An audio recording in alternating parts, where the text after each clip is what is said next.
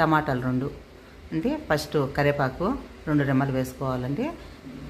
కొంచెం లైట్గా వేగాలి. తర్వాత ఎర్రగడ్డలు వేసుకోవాలి. ఎర్రగడ్డలు 2 పెద్దవండి.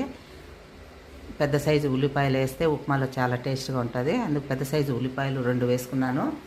ఉల్లిపాయలు వేసుకున్నాక దాంట్లోకి ఒక స్పూను, ఎక్కువ లేకుండా 1 స్పూను సాల్ట్ వేసుకున్నానండి. సాల్ట్ వేసుకొని ఎర్రగా వేయించాలండి.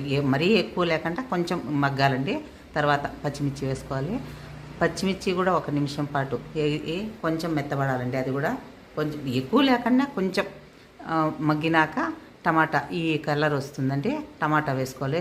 పెద్ద సైజు 2 టమాటాలు తరిగి పెట్టుకున్నానండి.